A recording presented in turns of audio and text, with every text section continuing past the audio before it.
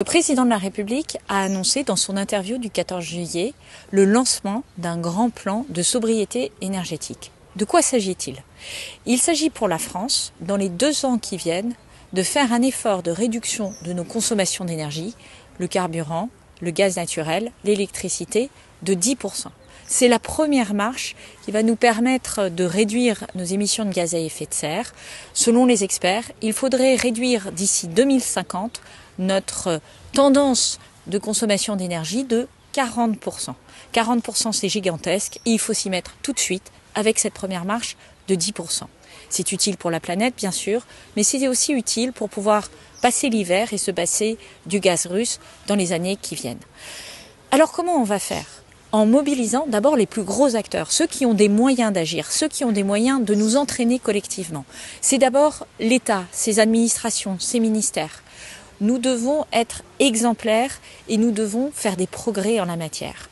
Éteindre la lumière, bien sûr, mais veiller à ne pas chauffer au-delà de 19 degrés, à ne pas climatiser en dessous de 26 degrés, à faire attention dans l'organisation du télétravail. Voilà des mesures de bon sens que nous pouvons prendre et qui peuvent nous permettre de réduire notre consommation d'énergie.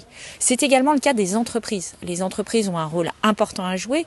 J'ai réuni le MEDEF, ces PME, les organisations syndicales, et elles sont prêtes à relever le défi de cette réduction de 10%. Et puis, j'ai sollicité les acteurs des centres commerciaux, des hypermarchés, tous ceux qui accueillent du public et qui peuvent faire cet effort de réduction de leur consommation d'énergie.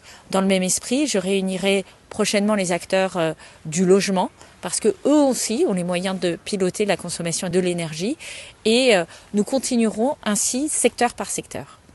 Enfin, ça sera évidemment l'affaire de tous. La chasse au gaspillage, ça commence tout de suite avec la climatisation, mais c'est surtout cet hiver, dans notre manière de nous chauffer, dans notre manière d'utiliser nos appareils ménagers, chacun chez soi peut faire un geste pour la planète, pour son portefeuille et son pouvoir d'achat, et également pour notre souveraineté politique et énergétique.